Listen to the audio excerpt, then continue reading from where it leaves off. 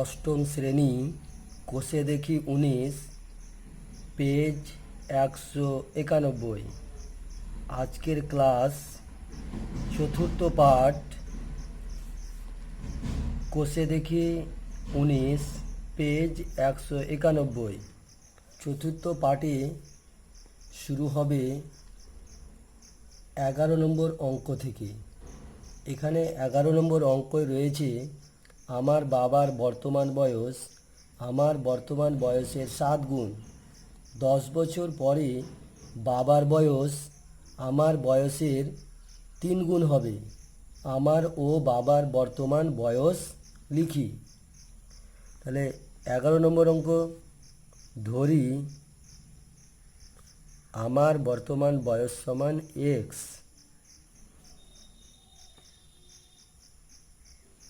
আমার বর্তমান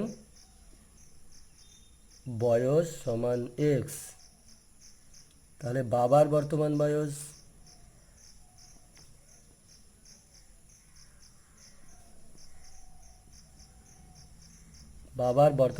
সমান আমার বয়সের কি বলছে 7 গুণ। X into 7 equal to 7x। এবারে বলা হয়েছে 10 বছর পরে বাবার বয়স আমার বয়সের 3 গুণ। লিখতে হবে 10 বছর পরে আমার বয়স হবে সমান x প্লাস 10। বর্তমান বয়স x, তাহলে 10 বছর পরে বয়সটা হবে এক্সের সঙ্গে 10 যোগ, তাই x প্লাস 10। 10 বছর পরে বাবার বয়স হবে, বাবার বর্তমান বয়স হচ্ছে 7x, তাহলে 10 বছর পর, তাই প্লাস 10। এবারে বলা হয়েছে 10 বছর পরে বাবার বয়স আমার বয়সের 3 গুণ হবে। তাহলে শর্তানুযায়ী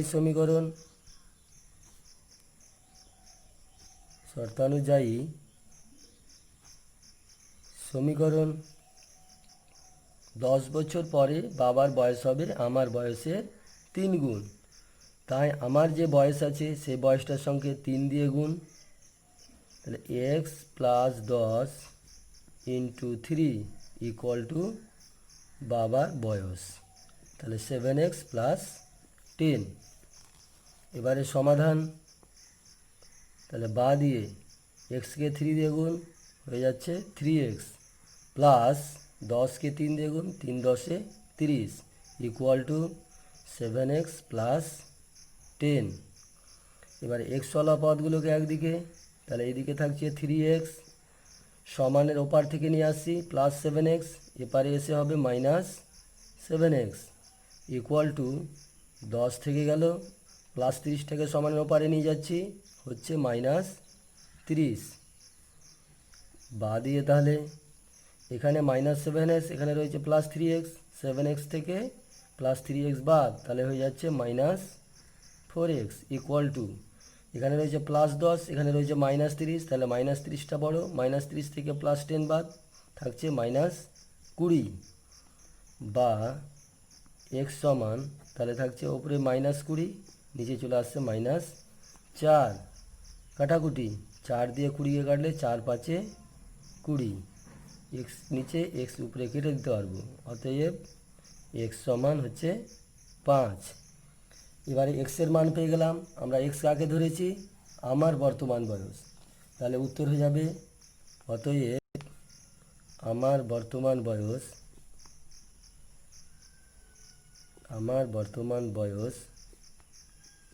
5 বছর। এবারে বলা হয়েছে বাবার বর্তমান বয়স, তাহলে অতএব বাবার বর্তমান বয়স আমার বয়সের 7 গুণ, তাহলে 5 গুণিত 7 সমান সমান 35 বছর। এবারে 12 নম্বর অঙ্কটা রয়েছে আমার মামা 1000 টাকার একটি চেক ব্যাংক থেকে ভাঙালেন। তিনি কয়েকটি 5 টাকার নোট ও কয়েকটি 10 টাকার নোট পেলেন। যদি মামা মোট 137টি নোট পেয়ে থাকেন, তাহলে কতগুলি 5 টাকার নোট পেলেন? তাহলে মোট 1000 টাকা ব্যাংক থেকে ভাঙালেন, এতে কিছু 5 টাকার নোট আবার কিছু 10 টাকার নোট পেলেন। দুই রকমের নোট মিলিয়ে মোট 137টি নোট পেলেন, তাহলে তিনি কতগুলি 5 টাকার নোট পেলেন? ধরি 5 টাকার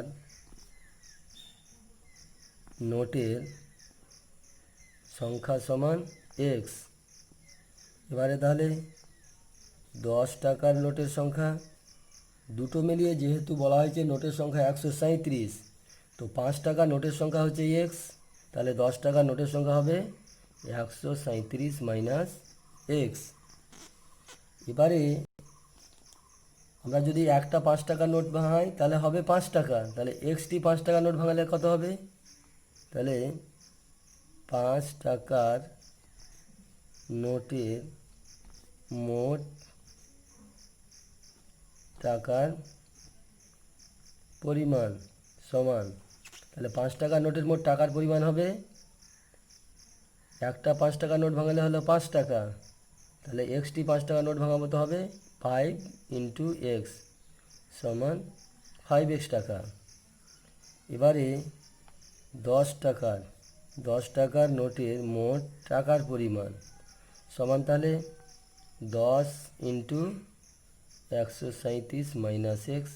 যেহেতু 1 টাকার নোট, একটা 10 টাকার নোট ভাঙালে 10 টাকা পাওয়া যায়, তাহলে 10টি 10 টাকার নোট ভাঙালে পাওয়া যাবে, তাহলে 137 মাইনাস এক্স। এবারে বলা হয়েছে দুটি নোট মিলিয়ে মোট টাকার পরিমাণ হচ্ছে 1000 টাকা।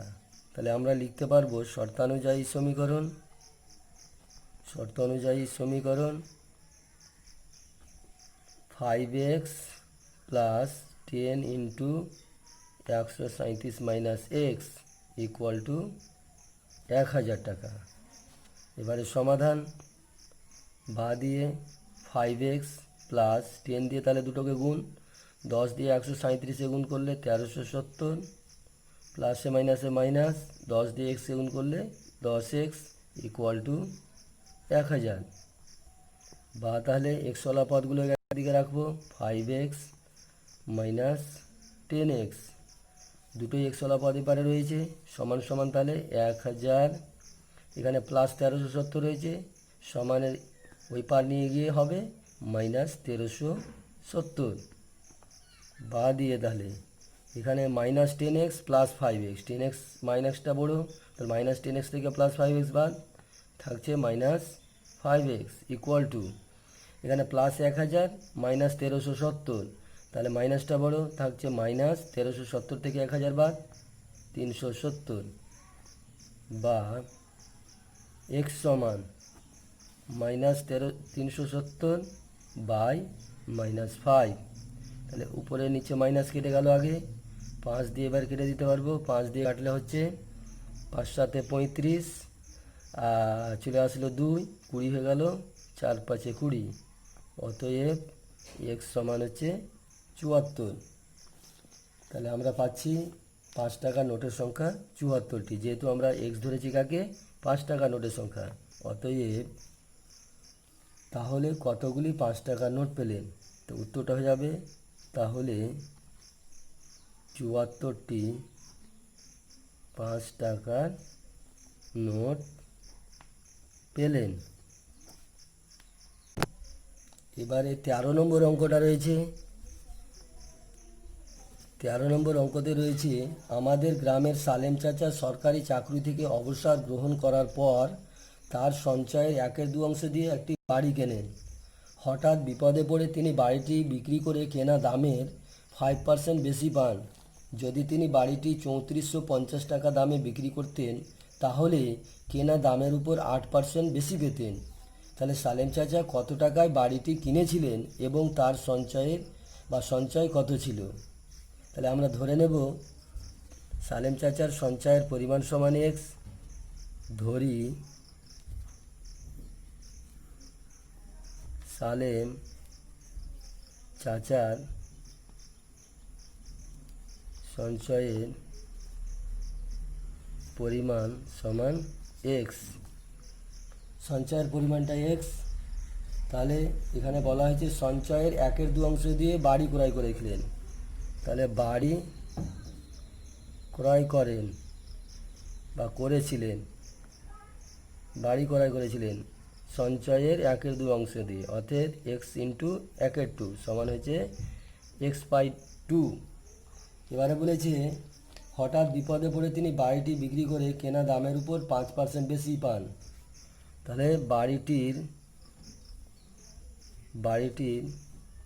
কেনা দামের উপর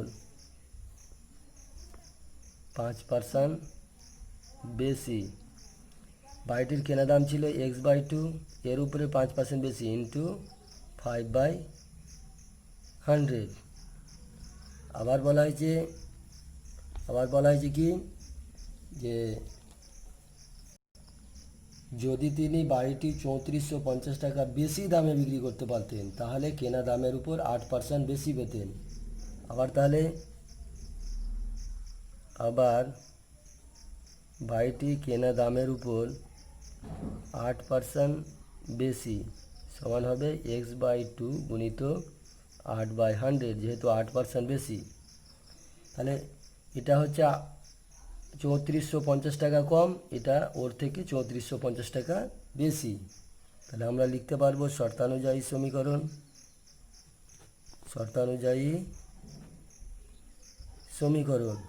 তাহলে শর্তানুযায়ী সমীকরণ থাকছে x/2 ইন্টু 5/100, হ্যাঁ, minus x/2 into 8/100 equal to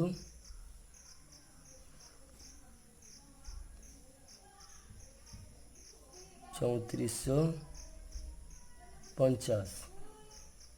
কেনা দামের উপর 8% বেশি অর্থাৎ 3450 টাকা বেশি। সমীকরণটা সাজাতে গিয়ে একটু ভুল হয়েছে, তাই আবার সমীকরণটা সাজিয়ে নেওয়া হচ্ছে। সমীকরণটা এভাবে সাজালে ঠিক হবে x/2 ইন্টু 5/100, তারপরে এর সঙ্গে 3450 টাকা যোগ ইকুয়াল টু, তাহলে হচ্ছে x/2 ইন্টু 8/100। এবারে সমাধান বা দিয়ে এখানে কাটাকুটি করতে পারি, 5 একে 5, 5 20 100, এখানেও কাটাকুটি করতে পারবো, 4 দিয়ে 8, 4 25 100 সমান থাকবে তাহলে x/20 2 40, x/20 2 40, তাহলে প্লাস 3450 ইকুয়াল টু এক্সকে 2 দিয়ে গুণ বা এখানে 2 2 কেটে দিব, তাহলে x/25 বা দিয়ে তাহলে x/40 minus x/25 equal to minus 3450 বা লসাগু 40 আর 25 200।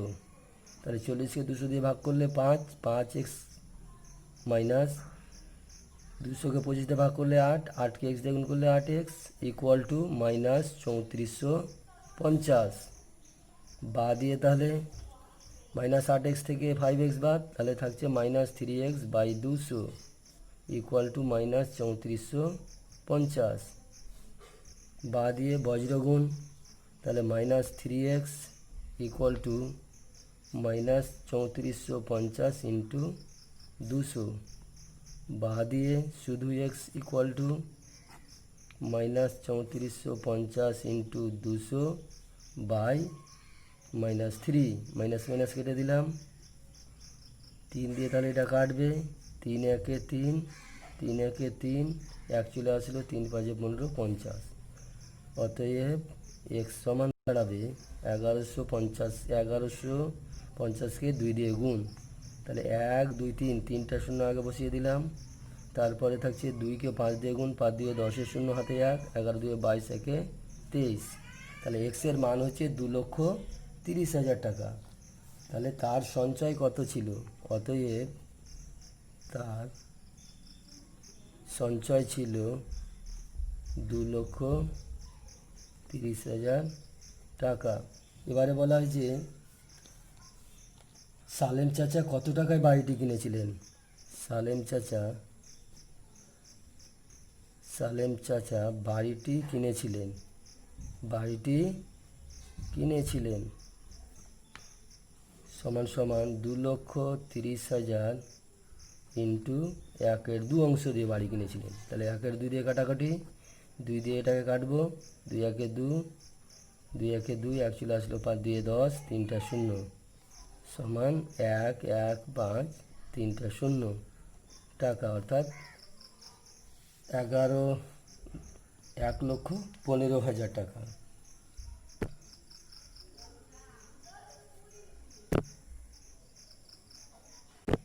এবারে 14 নম্বর অঙ্কটা রয়েছে, গোপালপুর গ্রামের আশ্রয় শিবিরে আশ্রয় প্রার্থীদের জন্য 20 দিনের খাবার মজুদ ছিল।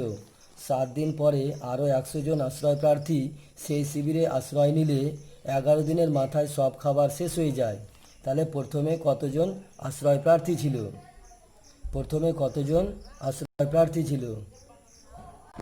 তাহলে আমরা ধরি প্রথমে আশ্রয় প্রার্থী সমান x, পরে 100 জন আশ্রয় প্রার্থী সেই শিবিরে যোগ দেয়, তাহলে পরে আশ্রয় প্রার্থী হয় x + 100। এবারে 7 দিন পরে খাবার থাকে, প্রথমে মোট খাবার ছিল 20 দিনের, তাহলে 7 দিন পরে খাবার থাকে 20 বিয়োগ 7, তাহলে ওই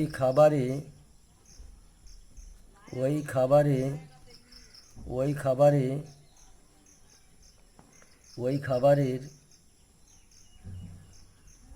পরিমাণ থাকবে 20 - 7 ইন্টু x। অতএব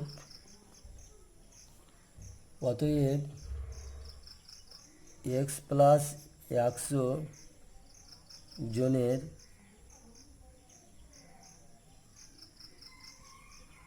খাবার থাকবে 20 - 7 ইন্টু x বাই x + 100 দিনের। তাহলে শর্তানুযায়ী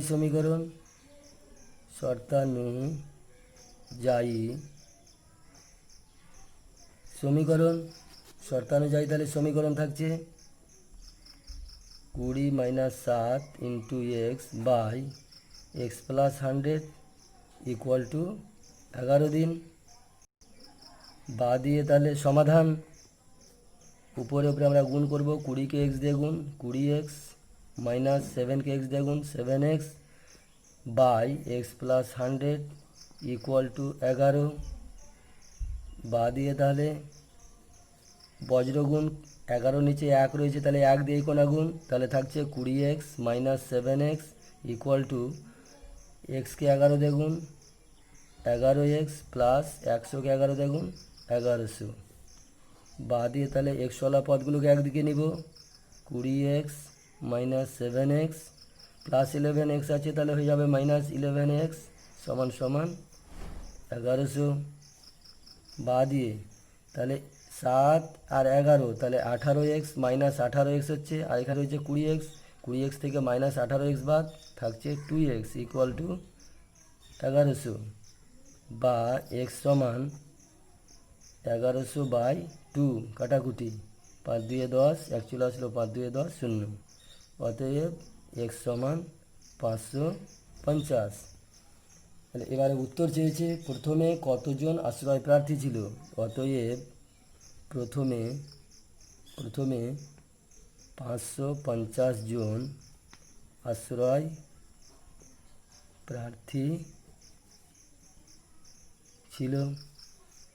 সকল ছাত্রছাত্রীদের উদ্দেশ্যে বলা হচ্ছে, সকলে অবশ্যই মালদা স্কুল চ্যানেলটিকে সাবস্ক্রাইব করে নেবে এবং এরকম অঙ্ক আপলোড দেওয়ার সঙ্গে সঙ্গেই নোটিফিকেশান পেয়ে যাবে।